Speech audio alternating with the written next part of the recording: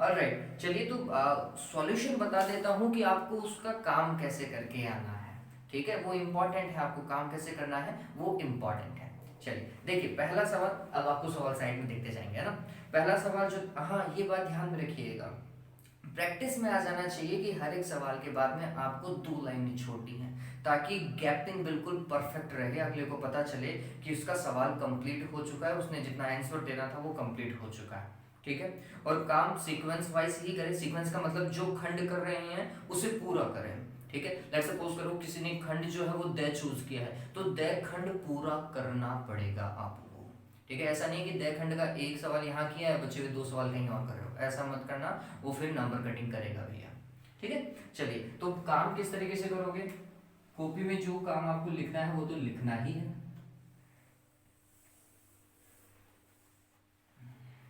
यहाँ पे मैं सबसे पहले खंड ए को चूज कर रहा हूं, तो हमने लिखा कॉपी में खंड ए, और फिर उसका क्वेश्चन नंबर फर्स्ट। मैंने मार्किंग में शायद थोड़ी दिक्कत कर दी है, वो मैंने देखा बाद में। देखिए क्या बोल रहा है, विद्युत आवेश का क्वांटीकरण क्या है। देखिए क्वांटीकरण जैसे ही दिमाग में आए, मैंने आपको हमेशा बोला था कि Q बराबर एन ई, प्लस माइनस का एन ई लिख दीजिएगा। अगर प्लस माइनस नहीं लगा रहे हैं तो भी कोई दिक्कत वाली बात नहीं है, लेकिन अगर लिख रहे हो तो बहुत बढ़िया। ठीक, तो Q बराबर प्लस माइनस एन ई, ये चीज तो लिख करके ही आनी है, क्योंकि आपने थ्योरी में थोड़ी बहुत ऊपर नीचे भी अगर किया है तो यहाँ पे आपने उसको सेटिस्फाई कर दिया कि हाँ बच्चे को पता है। फिर जहां n बराबर क्या है, 1 2 3 4 5 डॉट डॉट डॉट। ठीक है, समस्त पूर्णांक आप ऐसा लिख सकते हैं, या धन पूर्णांक आप लिख सकते हैं। ठीक, अगर यहाँ पे प्लस माइनस लगा रहे हैं तो, नहीं तो फिर पूर्णांक लिख दीजिए। और E क्या है, इलेक्ट्रॉन का आवेश है 1.6 गुणा 10 की घात माइनस 19 गुना, ये लिख दिया। अब इसके बाद में आप थ्योरी उतार दीजिए, आपने यहाँ पर ही अपना एक नंबर फिक्स कर लिया, ये बात ध्यान में रखो, ये लिख दिया आपने अपना एक नंबर फिक्स कर लिया है। अब वो थ्योरी पढ़ेगा तो बस इतना ही देखेगा कि उसने क्या लिखा है। तो हम बोलेंगे हमने क्या लिखना था कि वे भौतिक राशियां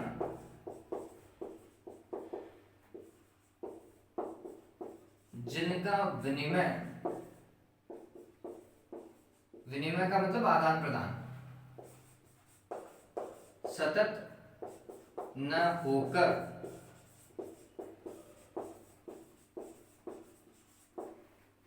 विविक्त बंडलों के रूप में होता है,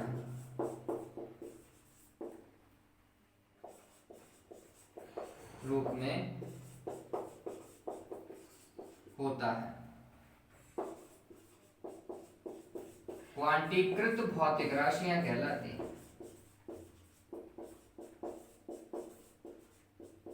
राशियां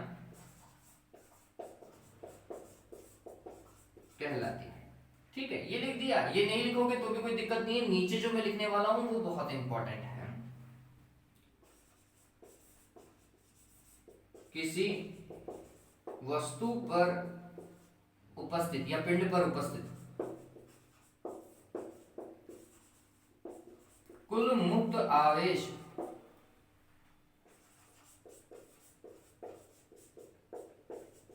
सदैव आवेश के एक न्यूनतम मान, और ब्रैकेट में लिख लीजिए वो न्यूनतम मान क्या है, इलेक्ट्रॉन का आवेश।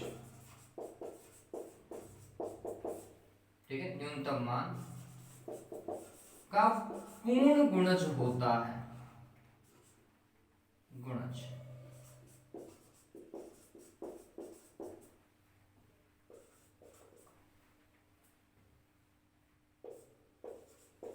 यही आवेश का क्या है, क्वांटीकरण है। यहां इलेक्ट्रॉन का आवेश, आवेश का क्वांटा कहलाता है। यहां इलेक्ट्रॉन का आवेश, आवेश का क्या कहलाता है, क्वांटा कहलाता है। ये चीज आपको लिख के ही आनी पड़ेगी। ठीक है, ये किसी वस्तु पर उपस्थित कुल मुक्त आवेश सदैव आवेश के एक न्यूनतम मान का, न्यूनतम मान का पूर्ण गुणज होता है, यही आवेश का क्वांटिकरण कहलाता है। अगर ये नहीं लिखते हो तो आप ऐसा लिख दो कि एक वस्तु से दूसरी वस्तु पर आवेश का स्थानांतरण जो है वह सतत न होकर विविक्त बंडलों के रूप में होता है, यही आवेश का क्वांटीकरण कहलाता है। ऐसा भी आप लिख सकते हैं, लेकिन ये चीज मत भूलो बच्चों, ठीक है, ये चीज लिख करके ही आनी है हमें। चलिए, तो ये पहला सवाल था। पहले सवाल में इतना टाइम लगा दिया मैंने।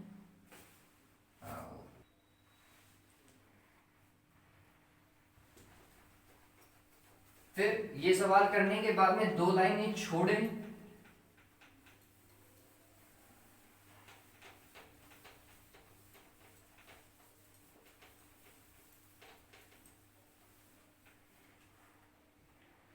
और 2 लाइन छोड़ करके नेक्स्ट क्वेश्चन क्या भाई, क्यू आवेश घन के केंद्र पर स्थित है, घन के प्रत्येक पृष्ठ से गुजरने वाला फ्लक्स क्या होगा। देखो मैंने वीडियो में बहुत अच्छे तरीके से करवा रखा है इस चीज को, अगर आप देखेंगे तो, कि एक फ्लक्स से गुजरने वाला फ्लक्स कितना होगा। कितना होगा बच्चों, छठवां हिस्सा, क्योंकि 6 फलक होते हैं, तो हमने लिखा Q divided by epsilon not, तो कुल फ्लक्स, और इसका कौन सा हिस्सा, छठवां हिस्सा, 1/6, तो ये हो जाएगा Q divided by 6 epsilon not. इतना ही लिख करके आ जाओ, काम खत्म।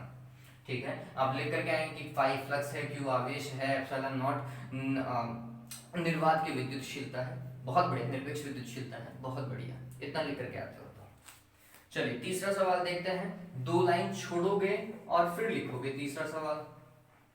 क्या, 10 सेंटीमीटर की दूरी निरक्षीय बिंदु पर 2 सेंटीमीटर विद्युत द्विध्रुव आघूर्ण, सॉरी 2 सेंटीमीटर यानी 2 कूलाम मीटर है, सॉरी कूलाम मीटर द्विध्रुव आघूर्ण के विद्युत द्विध्रुव के कारण स्थित विद्युत विभव क्या होगा। देखिए क्या बोल रहा है कि एक विद्युत द्विध्रुव है, यही है, ठीक, इसके ऊपर कोई भी आवेश होगा, ये प्लस का क्यू मान लीजिए, माइनस का क्यू मान लीजिए, और ये इसकी निरक्ष रेखा, इसकी निरक्ष रेखा पर कितनी दूरी पर, 10 सेंटीमीटर की दूरी पर, मतलब यहां से लेकर यहां तक की दूरी 10 सेंटीमीटर है, ठीक, और यहां पर कोई पॉइंट है, उस पॉइंट के ऊपर आपको क्या ज्ञात करना है, स्थिर विद्युत विभव ज्ञात करना है, V, ठीक, और ये बात ध्यान में रखो कि किसी भी विद्युत द्विध्रुव की निरक्ष रेखा पर विभव कितना होता है, 0 होता है, चाहे वो कितनी ही दूरी पर हो, चाहे इसका द्विध्रुव आघूर्ण कितना ही हो, ठीक है। तो ये बात ध्यान में रख लीजिएगा, लिख लीजिएगा, क्या लिखना है कि निरक्ष रेखा पर, द्विध्रुव की निरक्ष रेखा पर विभव का मान क्या होता है, 0 होता है, ठीक। फॉर्मूला क्या है, Kp cos theta divided by क्या, r²। थीटा की वैल्यू कितनी, 90, यहाँ पे आप लिख लीजिए थीटा इज इक्वल टू 90 होता है, ठीक। तो फिर ये वाली वैल्यू कितनी आएगी, Kp cos 90 divided by r² that is 0। और ये मत लिखो, अगर ये फॉर्मूला नहीं याद रहा, लेट्स सपोज करो दिक्कत कर दोगे वहां पर, है ना, तो अपन को गलती वाला कोई काम नहीं करना, ठीक है। थीटा की वैल्यू 90 लिख लो तो ठीक है, नहीं तो फिर v इज इक्वल टू क्या लिख दो, 0 लिख दो, ठीक है, क्योंकि वहां ये पॉसिबल है कि 2kp cos theta divided by r², ऐसा कोई नहीं वैल्यू चेंज कर दी हो, ठीक है, लेकिन फॉर्मूला ऐसा नहीं है ना, हमें ये पता है कि kp cos theta divided by r² होता है। चलिए, लेकिन फॉर्मूला नहीं याद रहा तो फिर आप ये काम करो, ठीक है। अगला देखिए, फोर्थ, 2 लाइन छोड़ो, फोर्थ लिखना है। क्या बोल रहे हैं, 5 सेंटीमीटर त्रिज्या के आवेशित ठोस अचालक गोले की सतह पर 10 वोल्ट विभव है, इसके केंद्र पर विभव कितना होगा। देखो 5 सेंटीमीटर त्रिज्या दे रखी है, और उस ठोस गोले की सतह पर विभव, ठोस अचालक गोला है भैया, तो हमने बोला अचालक गोले की सरफेस पर विभव कितना है, 10 वोल्ट, ये बोल रहा है। अब क्या बोल रहा है कि इसके केंद्र पर विभव कितना होगा, किसी भी अचालक गोले के केंद्र पर विभव सतह के विभव का 3/2 गुना होता है, 1.5 गुना होता है, तो हमने लिखा 3/2 गुणा 10 बराबर कितना बच्चों, 15 वोल्ट, सर्वाधिक यही होता है, ठीक। तो ये चीज आनी चाहिए आपको, डन है। चलिए फिर इसके बाद में 5वां सवाल, पता चल गया, मात्रक मत भूलिएगा, मात्रक लिखना जरूरी है, ठीक। तो इस तरीके से आप काम करके आपको नंबर मिलेगा, लिख लीजिएगा केंद्र पर विभव, केंद्र पर ध्रुव। और अगर चालक गोला होता तो फिर बराबर होते, Vs बराबर Vc होता, लेकिन ये चालक गोला नहीं है बच्चों, या गोलीय कोश नहीं है। फिर क्या बोल रहा है पांचवें सवाल में बोल रहा है कि 10 माइक्रोफैरड धारिता के 10 संधारित्रों को श्रेणी तथा समांतर क्रम में जोड़ने पर तुल्य धारिता क्या होगी? हाँ भैया, C की वैल्यू क्या दे रखी है? 10 माइक्रोफैरड। ठीक, और कितने संधारित्र हैं? n बराबर 10 है। आपको पता होगा श्रेणी क्रम में C इक्विवेलेंट की वैल्यू क्या होती है? C डिवाइडेड बाय n होती है, लिखा रखा है। जबकि समांतर क्रम में n इंटू C होता है। तो C की वैल्यू कितनी? 10, उसमें भाग लगाया किसका? 10 का। माइक्रोफैरड साथ में चलेगा तो आंसर आएगा 1 माइक्रोफैरड। किसमें? श्रेणी क्रम में। समांतर क्रम में कितना होगा बच्चों? संधारित्रों में उल्टा चलता है ना भैया, किससे? प्रतिरोध से। तो C इक्विवेलेंट बराबर क्या होगा? n into C। इसका मतलब 10 को किससे गुणा करेंगे? 10 माइक्रोफैरड से। कितना हो जाएगा? 100 माइक्रोफैरड। ठीक, आप यहाँ पर ये ना लिख कर जाओ तो श्रेणी क्रम के लिए लिख लीजिएगा CS और समांतर क्रम के लिए लिख लीजिएगा CP। लिख सकते हैं ना, श्रेणी को सीरीज बोलते हैं और समांतर को पैरेलल बोलते हैं। ठीक है, तो इस चीज को उतारो जल्दी से, मेक इट फास्ट, उतारो इसे जल्दी से। और नहीं उतारना तो फिर आगे बढ़ो। हाँ भाई, आगे बढ़ते हैं ना। चलो वीडियो को पॉज ही करते रहिएगा बार बार, अगर आपको उतारना है तो, ऐसे तो फिर टाइम लग जाएगा। हाँ, तो ये चीज समझ में आ गई।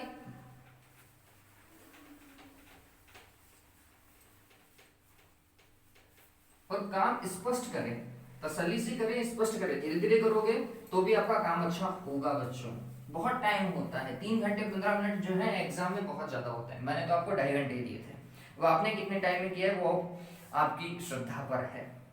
किन्हीं 2 अनओमीय युक्तियों के नाम लिखो। आपकी बुक के अंदर बहुत सारी अनओमीय युक्तियां हैं। ठीक, कौन कौन सी? डायोड, बल्ब, विद्युत अपघट्य, ट्रांजिस्टर। ठीक है, अब कोई भी 2 आपको लिखनी है, ये बात ध्यान रखिए, तो 2 ही लिखिएगा, ज्यादा लिखने की आवश्यकता नहीं है। मैं तो आपको बता रहा हूं कि आप क्या एग्जांपल ले सकते थे। तो डायोड ले लो और बल्ब ले लो। बल्ब या विद्युत अपघट्य, बल्ब या ट्रांजिस्टर या बल्ब या डायोड, वैसे ठीक है। और डायोड और ट्रांजिस्टर तो बहुत सही है अगर लास्ट वाला चैप्टर आप पढ़ रहे हो, 16 वाला चैप्टर आप पढ़ रहे हो तो। ठीक है, चलिए आगे देखें। किसी विभव मापी की सुग्राहिता को कैसे बढ़ाया जा सकता है? आप सभी को पता है, अगर आपने वो वीडियो देखा है मेरा, कौन सा? सुग्राहिता एवं मानकीकरण का एक अलग से मैंने वीडियो बनाया था। ओह, मैंने क्यों मिटाया? चलिए, क्वेश्चन नंबर 7। सुग्राहिता और मानकीकरण के लिए एक अलग से वीडियो बनाया था। वहां मैंने आपको साफ साफ बताया था कि सुग्राहिता क्या, x के मान को कम करेंगे तो सुग्राहिता बढ़ जाएगी। तो हम बोलेंगे, समझिएगा, विभव मापी की सुग्राहिता को बढ़ाने के लिए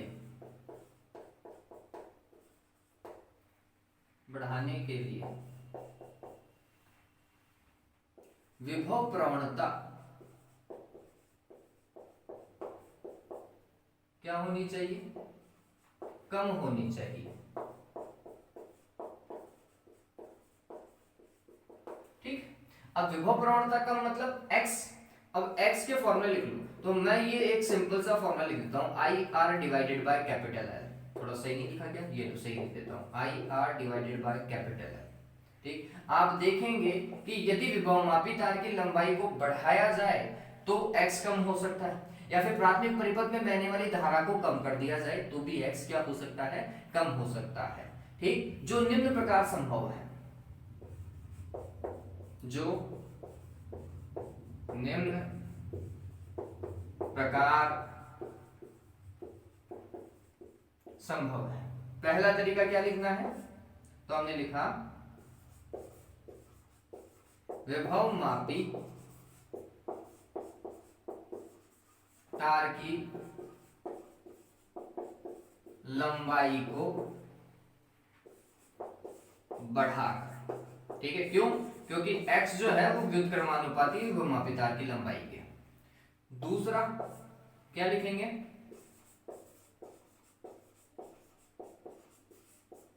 विभवमापी के प्राथमिक परिपथ में प्रवाहित धारा को कम कर। ठीक है, क्यों? क्योंकि x समानुपाती है किसके? I के। ठीक, यहाँ पे I rho divided by a भी आप कर सकते थे, कोई दिक्कत नहीं था, लेकिन ये इससे भी काम बैठ जाएगा अपना। तो ठीक है, ये काम खत्म हो गया, आपका सवाल 7वां कंप्लीट हो गया। ठीक, 8वां देखिए, मीटर सेतु किस सिद्धांत पर कार्य करता है? Question number 8। मीटर सेतु व्हीट स्टोन सेतु या ब्रिज, और इसके नीचे अंडरलाइन कर दो, किस सिद्धांत पर कार्य करता है? कार्य करता है। एक आपने पूरी लाइन भी लिखी और अगले का टाइम भी बचा लिया, क्योंकि उसे इसी वर्ड से, एक पर्टिकुलर वर्ड से ही मतलब था, तो आपने उसको बता दिया कि ये वर्ड पे गौर कर ले, मेरे को नंबर दे दे। ठीक है, चले 9वां देखिए, धारा घनत्व तथा विद्युत क्षेत्र में संबंध लिखें। Question number 9। जे धारा घनत्व बराबर होता है सिग्मा ई, ऐसा लिख दो, अदरवाइज सदिश रूप में लिख करके आओ तो और भी बढ़िया। जे बराबर क्या? सिग्मा, और विद्युत क्षेत्र के ऊपर सदिश लगा दो। ठीक है, धारा घनत्व और विद्युत क्षेत्र में संबंध, बस इतना ही लिखना था, इससे ज्यादा नहीं। अब या फिर ये लिख दीजिए, यहाँ जे बराबर धारा घनत्व तथा ई बराबर विद्युत क्षेत्र है, ये लिख दीजिएगा और बेहतर हो गया। ठीक है, फिर इसके बाद में जब एक, चलो एक बार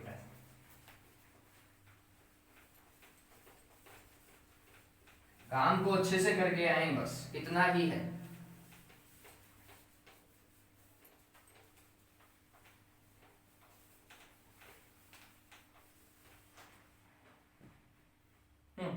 जब एक आवेशित कण चुंबकीय क्षेत्र के लंबवत गति करता है, तब कण का पथ क्या होता है? सभी को पता होना चाहिए भैया, कैसा होता है? कैसा? वृत्ताकार। इतना लिख करके आ रहे हो तो भी ठीक है, नहीं तो पूरी लाइन लिख दीजिए। जब एक आवेशित कण चुंबकीय क्षेत्र के लंबवत प्रवेश करता है, तब कण का पथ वृत्ताकार होता है, और फिर उस वृत्ताकार के नीचे क्या कर दीजिएगा? अंडरलाइन कर दीजिएगा। एक ही वर्ड पूछा था उसने, हमने बता दिया। ठीक है, फिर 11, एक प्रोटॉन v वेग से चुंबकीय क्षेत्र B में चुंबकीय क्षेत्र के समांतर प्रवेश करता है। कैसे प्रवेश कर रहा है? चुंबकीय क्षेत्र के समांतर। ठीक है, मतलब चुंबकीय क्षेत्र की दिशा और वेग की दिशा दोनों एक दूसरे के समांतर है, वो ऐसा बोल रहा है, वेग समांतर है किसके? चुंबकीय क्षेत्र के। ये ठीक करता है, तब प्रोटॉन का पथ तथा इस पर लगने वाला बल क्या होगा? तो समझिए, लगने वाला बल F बराबर क्या होता है? Q V B sine theta. Theta की value 0, Q V B sine 0 कितना आएगा? 0। लगने वाला बल हो गया। पथ, अगर कोई बल ही नहीं लग रहा तो फिर ऋजु रेखीय या फिर सरल रेखीय।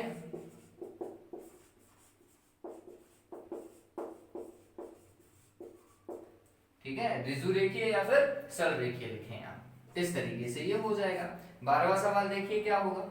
दो इलेक्ट्रॉन पुंज परस्पर समांतर एक ही दिशा में गतिशील हैं, वे किस प्रकार एक दूसरे वे किस प्रकार का बल अनुभव करेंगे? आकर्षण या फिर प्रतिकर्षण। देखिए, दो इलेक्ट्रॉन पुंज, एक ये है, देखिए है, ठीक, और दोनों अगर एक ही दिशा में जा रहे हैं, ऐसे मान लीजिए कि ये इलेक्ट्रॉनों की गति की दिशा है। अगर इलेक्ट्रॉनों की गति की दिशा ये है तो धारा की दिशा ये हो जाएगी क्या? विपरीत होगी, सीधी सी बात है, लेकिन धारा की दिशा समान तो है। यदि दो चालक तारों में समान धारा या समान परिमाण की धारा होना हो, अगर धारा की दिशा भी समान है ना, तो धारा की दिशा समान होने पर उन पे लगने वाला बल कैसा होता है? आकर्षणीय। तो यहाँ पर आंसर सिर्फ और सिर्फ क्या लिखोगे? आकर्षण बल, क्योंकि धारा जो है वो समान दिशा में जा रही है। ठीक है। अगर एक इलेक्ट्रॉन पुंज होता है एक प्रोटॉन पुंज होता तो हम बोलते इलेक्ट्रॉन पुंज ऐसे जा रहा है, प्रोटॉन पुंज भी ऐसे जा रहा है, समान दिशा में जा रहा है, ऐसा बोलेगा। ठीक, तो क्या होगा, इलेक्ट्रॉन के कारण धारा की दिशा नीचे, जबकि प्रोटॉन के कारण धारा की दिशा ऊपर हो जाएगी, उल्टे हो जाएंगे। अगर धारा की दिशा अलग अलग है तो फिर प्रतिकर्षण आता है। ठीक है, तो यहाँ पे समझिए, अगर दो इलेक्ट्रॉन पुंज हैं तो धारा की दिशा समान होगी, बल आकर्षण होगा। दो प्रोटॉन पुंज है, वापस समझना, दो प्रोटॉन पुंज है तो भी धारा की दिशा क्या होगी, समान होगी। ठीक, और अगर एक इलेक्ट्रॉन और एक प्रोटॉन पुंज समान दिशा में जा रहे हैं तो क्या होगा, तो हम बोलते हैं इलेक्ट्रॉन के कारण तो नीचे, प्रोटॉन के कारण ऊपर हो जाएगी, धारा की दिशा विपरीत हो जाएगी, प्रतिकर्षण। ठीक है, सवाल को समझो, वो कैसे जा रहे हैं वो समझो, धारा की दिशा समझो। अगर धारा की दिशा समान है आकर्षण, धारा की दिशा विपरीत दिख रही प्रतिकर्षण। ठीक है, चलिए इसके बाद लॉरेंज बल क्या है, इसका व्यंजक लिखो।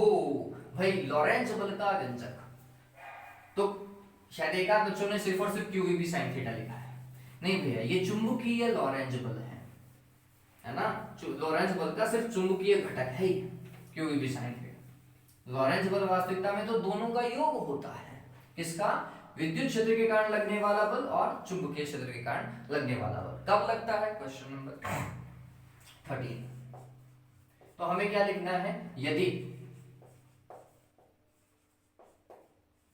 कोई Q आवेश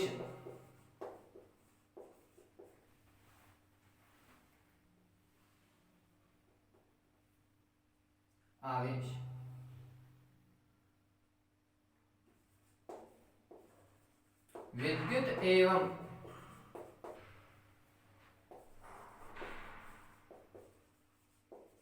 चुंबकीय क्षेत्र में v वेग से गतिशील है,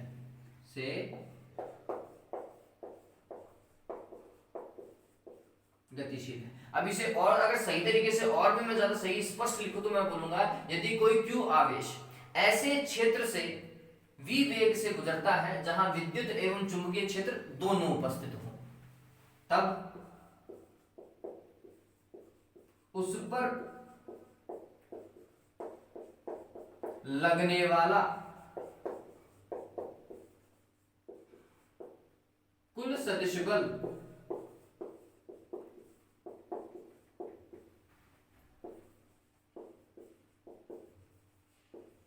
चुंबकीय एवं विद्युत क्षेत्र के कारण लगने वाले बलों के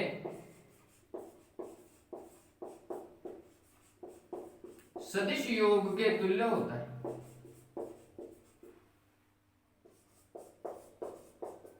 ठीक है, ये साफ साफ लिखा रखा है, लगने वाला बल, यही लॉरेंज बल है, यही लॉरेंज बल है।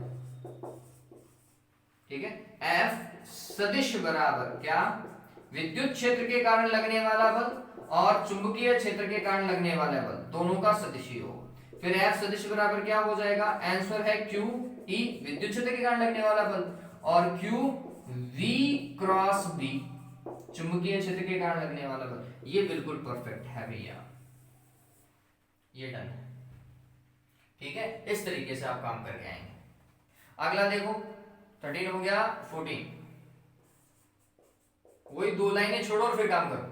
पृथ्वी के चुंबकीय क्षेत्र के क्षैतिज घटक, ऊर्ध्व घटक एवं नमन कोण के मध्य संबंध tan थीटा बराबर क्या होता है, B V divided by B H, है ना। आप बी एच बटा बी भी लिख देते हो जल्दीबाजी में आकर के, वो गलत हो जाएगा। या फिर थीटा बराबर क्या हो जाएगा, tan इनवर्स डीवी बटा बी एच। डन। चलो फिर इसके बाद में अगला, अनुचुंबकीय पदार्थों हेतु क्यूरिताप लिखिए। क्या होता है अनुचुंबकीय पदार्थों हेतु क्यूरिताप, 15वें नंबर का सवाल है ये। क्या होता है बच्चों, अनुचुंबकीय पदार्थों की चुंबकीय प्रवृत्ति काई जिसे हम बोलते हैं, वह परमताप के व्युत्क्रमानुपाती होती है। ठीक है, क्या लिखोगे, अनुचुंबकीय पदार्थों की चुंबकीय प्रवृत्ति परम ताप के व्युत्क्रमानुपाती होती है। फिर यहां पर लिखोगे काई एम बराबर सी बटा टी। ठीक, या फिर आप शुरुआत ऐसे करें, काई एम व्युत्क्रमानुपाती टी, और फिर लिख लीजिए काई एम बराबर सी बटा टी, जहां सी क्या है, आंसर है क्यूरी नियतांक। ठीक है, काई एम चुंबकीय प्रवृत्ति और टी परमताप हो जाएगा। डन। ये लिखकर क्या होगी, कौन से में, क्वेश्चन नंबर 15 में।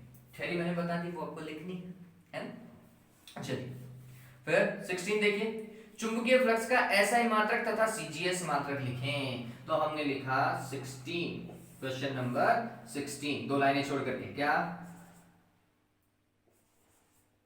चुंबकीय फ्लक्स का एसआई मात्रक क्या होता है बच्चों, वेबर। ठीक है, और फिर ब्रैकेट में लिख लीजिए वी, और सीजीएस मात्रक क्या, मैक्सवेल, और एमएक्स ब्रैकेट में लिख लीजिए। फिर हमें पता है एक वेबर बराबर, संबंध भी लिखना था, 10 की घात 8 मैक्सवेल होता है। ठीक है, ये और लिख करके आओगे, ये पूछा था इसलिए लिखना है। ठीक है, हाँ अगला 17 नंबर का क्वेश्चन क्या बोल रहा है, फैराडे का विद्युत चुंबकीय प्रेरण संबंधी द्वितीय नियम लिखें। तो नियम ही लिख दिया, E बराबर D phi divided by dt, और ये परिमाण। ठीक है, या फिर ऐसा ना करो तो यहां से हटाओ और यहां पे रखो कि विद्युत वाहक बल का परिमाण चुंबकीय फ्लक्स में परिवर्तन की दर के तुल्य होता है। ठीक है, कि फैराडे के चुंबकीय प्रेरण के द्वितीय नियमानुसार किसी बंद लूप में प्रेरित विद्युत वाहक बल, किसी बंद लूप में प्रेरित विद्युत वाहक बल उस बंद लूप से संबंधित चुंबकीय फ्लक्स में परिवर्तन की दर के तुल्य होता है। परिवर्तन की दर के तुल्य होता है, चुंबकीय फ्लक्स के तुल्य नहीं होता। वर्ड ध्यान में रखो, प्रेरित विद्युत वाहक बल चुंबकीय फ्लक्स में परिवर्तन की दर के तुल्य होता है, या प्रेरित विद्युत वाहक बल का परिमाण चुंबकीय फ्लक्स में परिवर्तन की दर के तुल्य होता है। ठीक है, ये लिख लो। फिर अगर आपको ज्यादा करना है तो आप लिख लीजिए n फेरो हो तो n d phi divided by dt, है ना। और नहीं तो यहाँ पे भी करके आ रहे हो तो भी ठीक है, लेकिन वो थ्योरी वाली लाइन सही लिखोगे आप। ठीक है, ओके। लेंज का नियम लिखो, यह किस पर आधारित है, तो मैं बता देता हूं लेंज का नियम क्या है। देखिए आपको क्या लिखना है कि विद्युत चुंबकीय प्रेरण की, अच्छे से सुन लो, विद्युत चुंबकीय प्रेरण की प्रत्येक अवस्था में प्रेरित विद्युत वाहक बल एवं प्रेरित धारा की दिशा सदैव इस प्रकार होती है कि वह उन्हीं कारणों का विरोध करती है जिनके कारण उसके स्वयं की उत्पत्ति होती है। वापस से सुन लो कि विद्युत चुंबकीय प्रेरण की प्रत्येक अवस्था में प्रेरित विद्युत वाहक बल एवं प्रेरित धारा की दिशा सदैव इस प्रकार होती है कि वह उन्हीं कारणों का विरोध करती है जिसके कारण उसकी उत्पत्ति होती है। यह किस नियम पर आधारित है, यह ऊर्जा संरक्षण के नियम पर आधारित है, या फिर ऊर्जा संरक्षण के नियम का पालन भी करता है। ठीक है, चलिए 19वां सवाल। पता चला 18वां कैसे करना था। नियम बिल्कुल डॉट सटीक जाना चाहिए उसके पास में, और काटा पीटी मत करो। हाँ भाई, प्रत्यावर्ती धारा के शिखरमान तथा वर्ग माध्यम मूलमान के बीच में संबंध, ये 19वां सवाल है।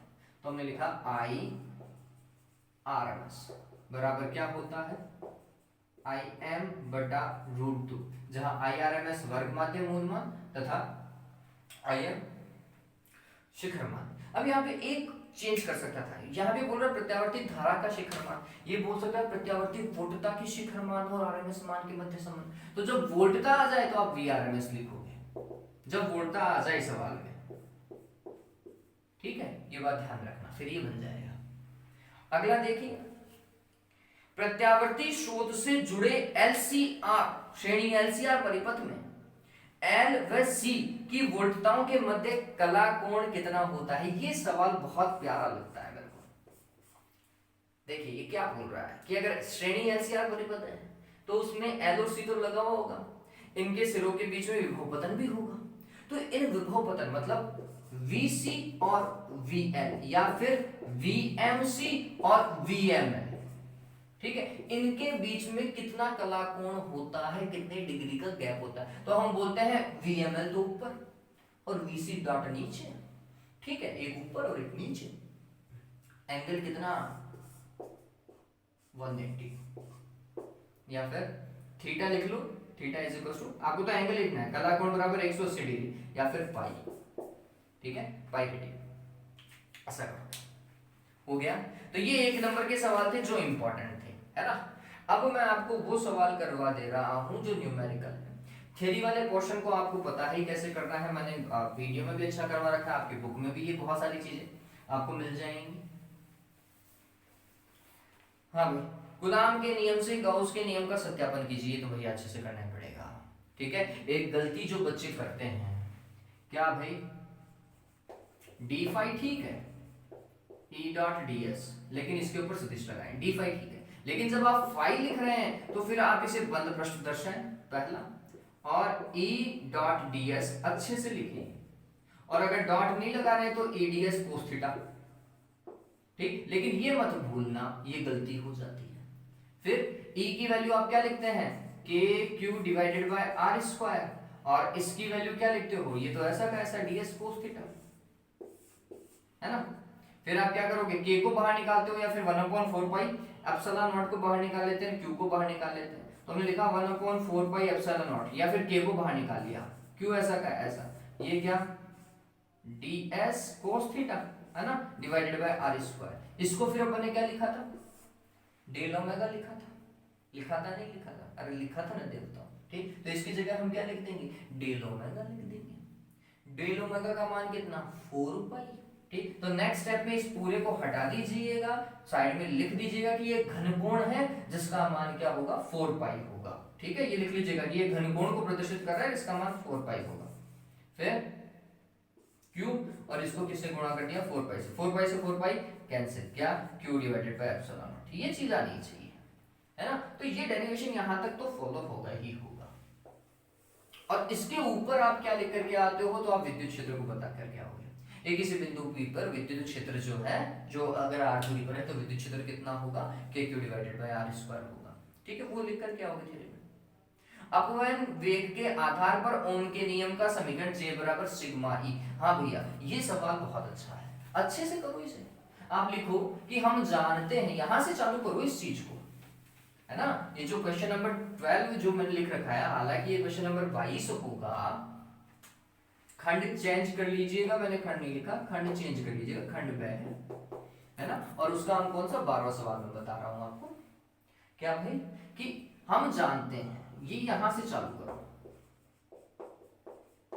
हम जानते हैं, या फिर धारा एवं अपवाह चाल में निम्न संबंध होता है, ठीक है, ये ऐसा चालू करो। और वो संबंध क्या है, I बराबर क्या NEAVD, जहां I विद्युत धारा तथा VD क्या है, अपवाह चाल है।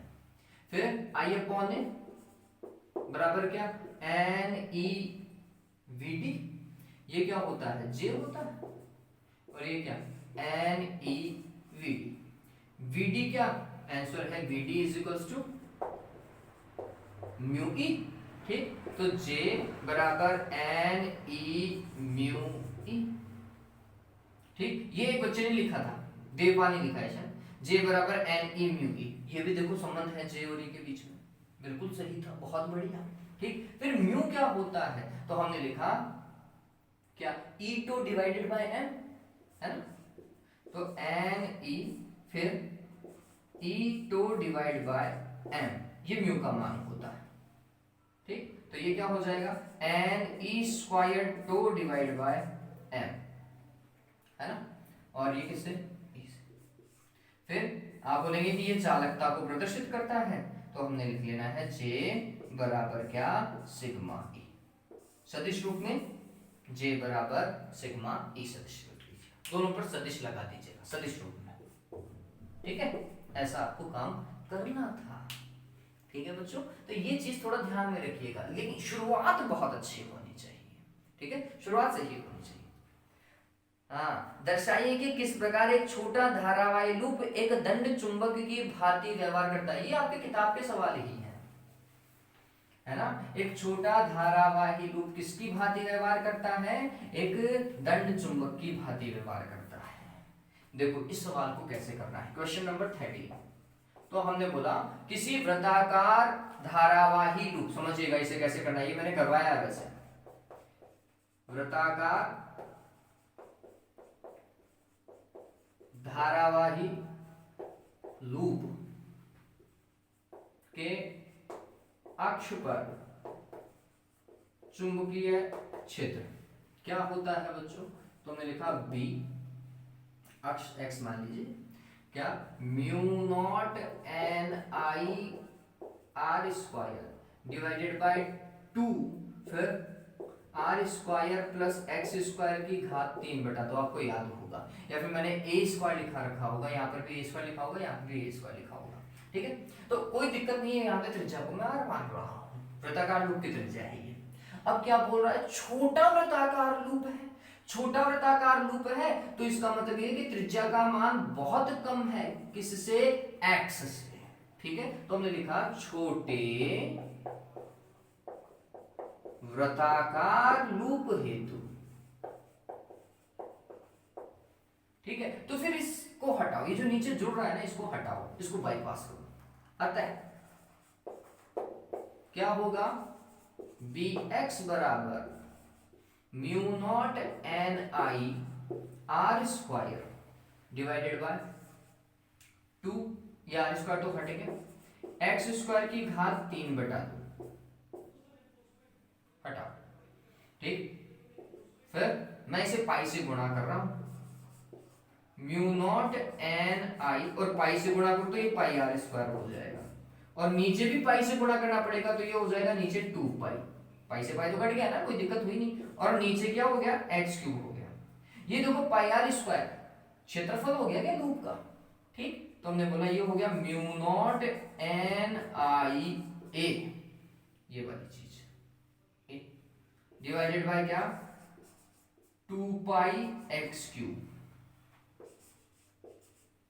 ठीक, फिर इसे अपन लिखेंगे म्यू नॉट एन आई ए होता है बच्चों क्या, एम, कैपिटल एम, चुंबकीय आघूर्ण, द्विध्रुव आघूर्ण, चुंबकीय द्विध्रुव आघूर्ण, डिवाइडेड बाय क्या, 2 पाई एक्स क्यूब, या तो ऐसा लिखो, अदरवाइज आप और क्या लिख सकते हो, आप इसे 2/2 से और मल्टीप्लाई कर दो, तो नीचे 2 से मल्टीप्लाई करोगे तो 4 पाई हो जाएगा, और ऊपर 2 से मल्टीप्लाई करोगे तो ये 2m हो जाएगा, डिवाइडेड बाय क्या, एक्स क्यूब, ये क्या चीज है, तो हम बोलते हैं कि यह व्यंजक प्राप्त, यह व्यंजक किसी दंड चुंबक के अक्षीय बिंदु पर, कौन से बिंदु पर, अक्षीय बिंदु पर, क्योंकि ये चुंबकीय क्षेत्र भी अक्ष पे निकल रहा है, ठीक, यह प्राप्त व्यंजक किसी दंड चुंबक के अक्षीय बिंदु पर चुंबकीय क्षेत्र के समान है, अगर आप दंड चुंबक से चुंबकीय क्षेत्र निकालते ना अक्षीय बिंदु पर, तो भी इतना ही आता, ठीक है, अतः एक छोटा धारावाही लूप किसकी भांति व्यवहार करता है, एक दंड चुंबक की भांति व्यवहार करता है,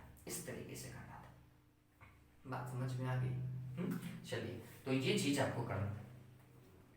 अगला, विद्युत चुंबक तथा स्थायी चुंबक बनाने के लिए आवश्यक लोह चुंबकीय पदार्थों की विशेषताएं लिखनी है, उनके गुण लिखना है, और फिर उपयोग लिखने हैं, किसके उपयोग बच्चों, विद्युत चुंबक और स्थायी चुंबकों के उपयोग लिखने हैं, लोह चुंबकीय पदार्थों के उपयोग नहीं लिखने हैं। तो विद्युत चुंबक कैसी, जिसे हम जब चाहें तब चुंबक बनाएं और जब चाहें उसका चुंबकत्व नष्ट कर दें, यही तो होना चाहिए, ठीक, तो विद्युत चुंबक हेतु आप क्या लिखेंगे, 14,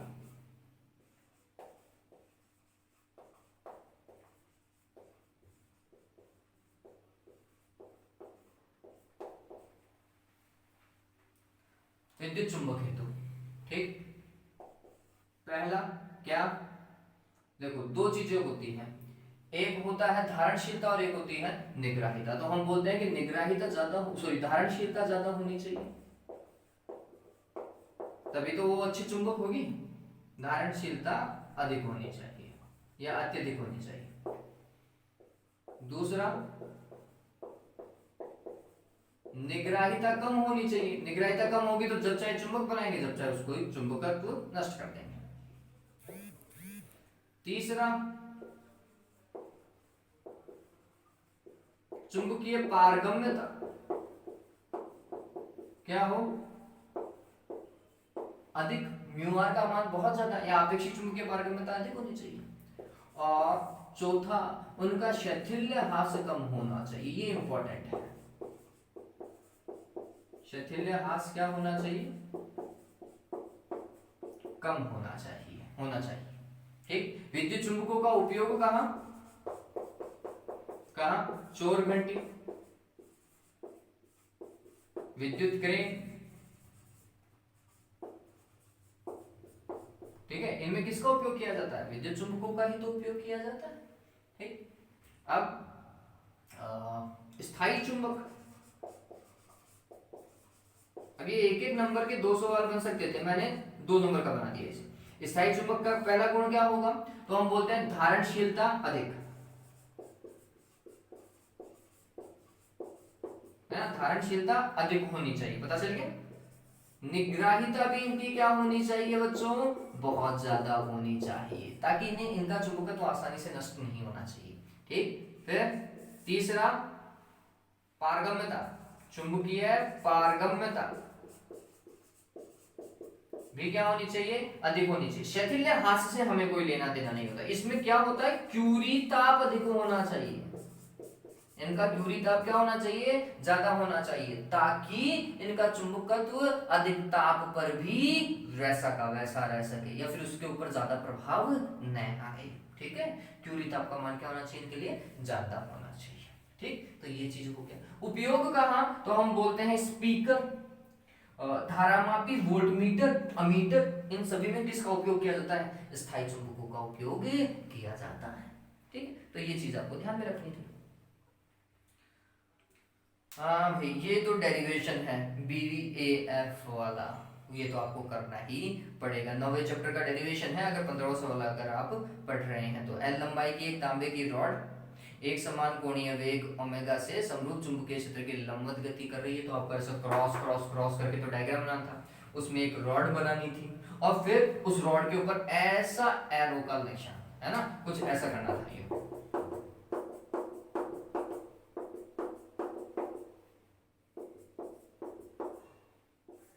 ऐसे रॉड बनानी थी और इसके ऊपर ऐसा दर्शाना था, ओमेगा से ऐसा घूम रही है।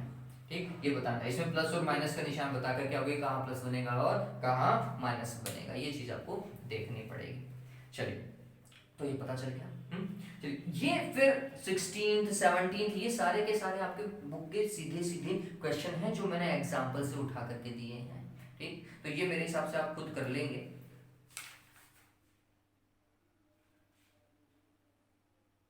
किरचॉफ का संधि का नियम किस पे आधारित है, आवेश संरक्षण पे।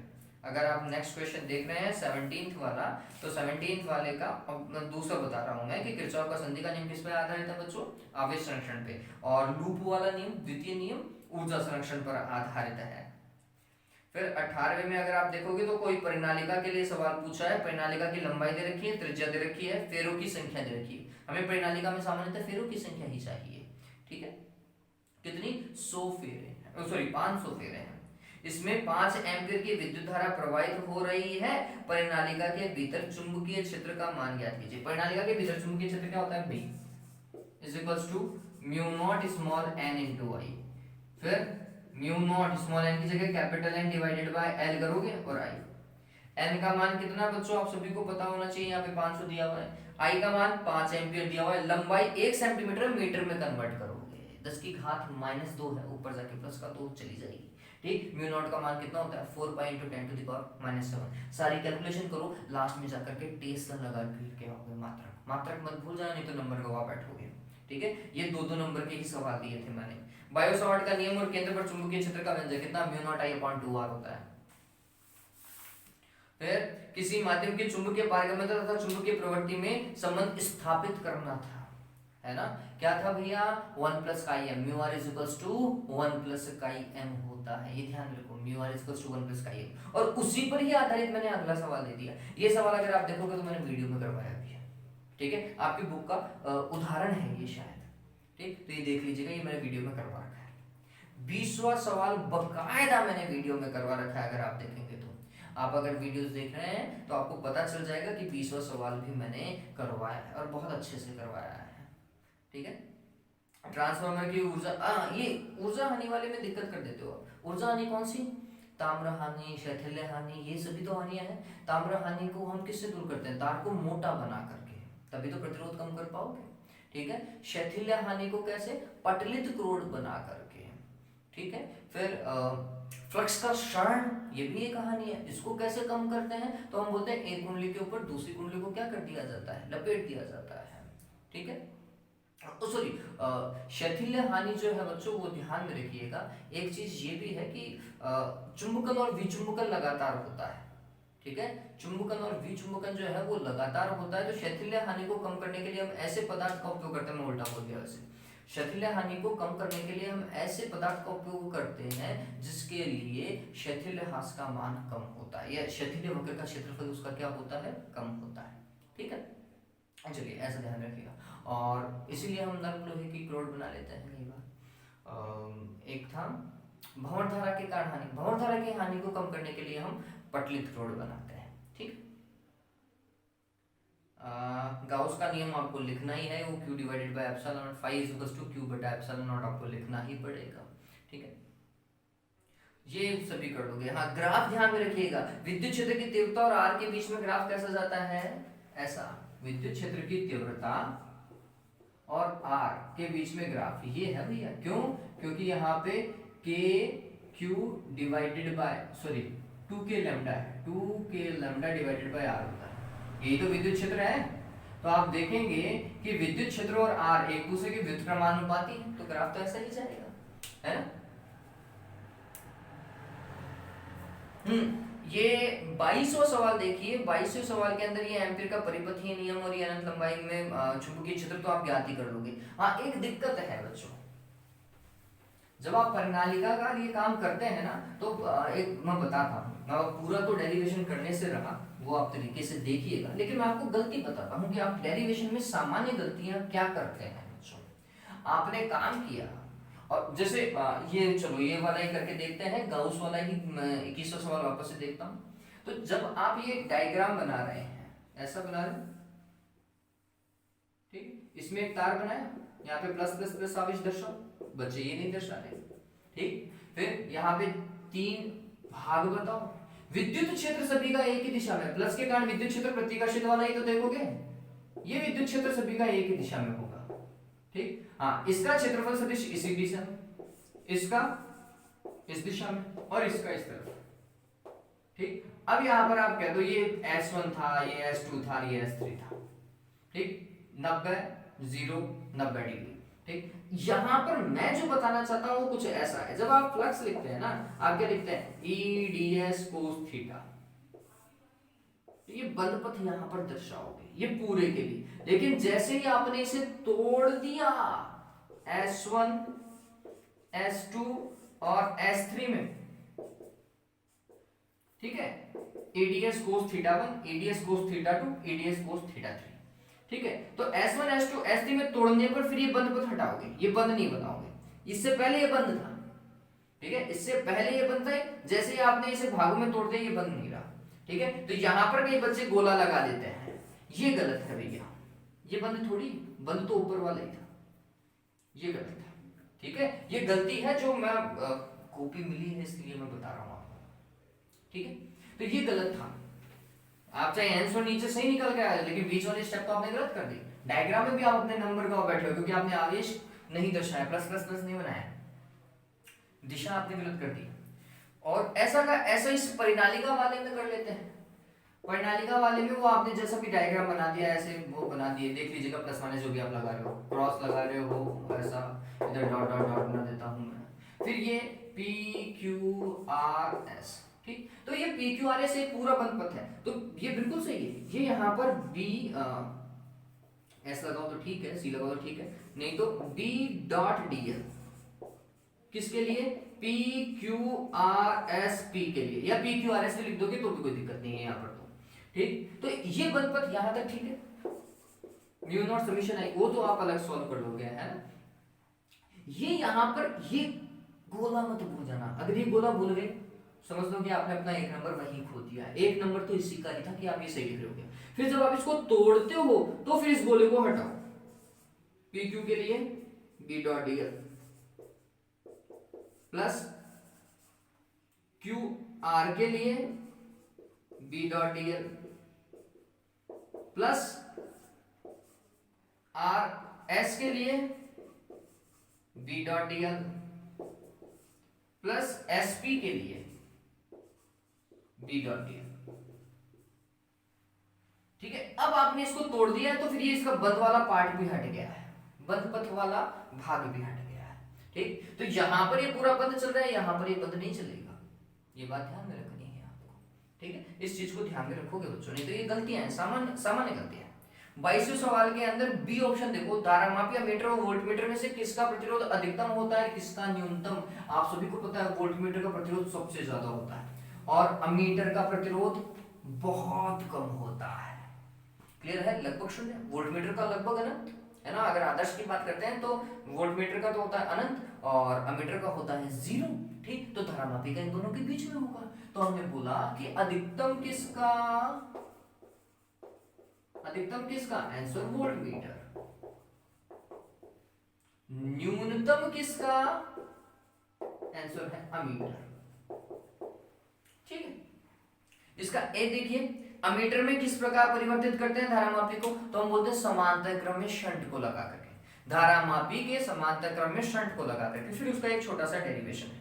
और अमीटर की परास को कैसे बढ़ाया जा सकता है, ये अच्छा सवाल है कि आप किसी अमीटर की परास को कैसे बढ़ा सकते हैं, शंट के मान को कम करके। शंट प्रतिरोध जितना कम होगा अमीटर की परास उतनी ही ज्यादा होगी। ध्यान में रख लीजिएगा बच्चों, क्या कि शंट धारामापी के समांतर क्रम में लगे शंट प्रतिरोध के मान को अत्यल्प करके अमीटर की परास को बढ़ाया जा सकता है, ठीक है। ये अगला आप कर लोगे, मेरे को पता है। 23वां सवाल पूरा का पूरा डेरिवेशन ही दिया है, इसके दोनों भाग में मैंने ऐसे ही किया है। हाँ, किसी लंबी परिणालिका के स्वप्रेरकत्व के लिए सूत्र व्युत्पन्न कीजिए। इसे कैसे बढ़ाया जा सकता है, एक सिंपल सा फेरों की संख्या को बढ़ा करके, ठीक है। ये सभी के अंदर आएगा क्योंकि n² गुणा हो जाता है, आप सभी को पता है, ठीक। और एक सीधा उसके अंदर क्या, लोह चुंबकीय पदार्थ को रख करके, लोह चुंबकीय पदार्थ बढ़ने पर भी क्या होती है, चुंबकीय ये जो स्वप्रेरकत्व है वो μr गुना बढ़ जाता है, ठीक। हाँ, ये शुद्ध प्रेरकीय परिपथ के लिए आपको क्या निकालना था, व्यंजक निकालना था। एक तो धारा का और एक प्रतिघात का व्यंजक प्राप्त करना था। XL है ना, XL बराबर ओमेगा L होता है, ठीक है, वो ज्ञात करना था। I बराबर देखो L परिपथ है, धारा पश्चिगामी होती है, I बराबर Im sin omega t minus π/2 आना चाहिए था, ठीक है। फिर ज्यावक्रीय फेजर आरेख, ये जो पॉइंट है ना बच्चों, ज्यावक्रीय फेजर आरेख, प्लीज वीडियो को तसल्ली से देखो। 10वें चैप्टर के वीडियो मैंने बहुत मन लगा कर बनाए हैं बच्चों, हालांकि मैंने सारे वीडियो मन लगा कर बनाए, लेकिन उनको तसल्ली से देखो, आपको बहुत अच्छे से समझ में आएगा, बहुत अच्छे से समझ में आएगा। चलिए, उम्मीद करता हूँ कि ये पेपर आपको अच्छा लगा होगा। आगे भी मैं पेपर बनाऊंगा बच्चों, 3 पेपर सेट और बनाऊंगा, देखते हैं आप में से कितने जने देने की कोशिश करेंगे। उम्मीद करता हूँ ये पेपर आपको अच्छा लगा होगा। आगे वाले पेपर पूरी तरीके से बोर्ड पैटर्न के ऊपर होंगे, 50 नंबर का ही बनाऊंगा। एक पेपर 50 नंबर का, 2 पेपर 56 नंबर के, मतलब पूरे सिलेबस के होंगे, एक महीने के गैप से। नेक्स्ट जो पेपर आएगा, आज फरवरी में आया, फिर मार्च में, और फिर अप्रैल में, और अप्रैल एंड में एक और आ जाएगा। अप्रैल फर्स्ट वीक में एक, और एक अप्रैल एंड वीक में एक आ जाएगा, ताकि मई में आप आसानी से अच्छे से एग्जाम दे पाए, ठीक है। उम्मीद करता हूँ कि आप अपनी तैयारी बहुत अच्छे से करेंगे, और घर वालों का नाम तो रोशन करना ही है ना, उनका मान तो रखना ही है बच्चों। चलिए, हैव अ गुड डे बच्चों, टेक केयर।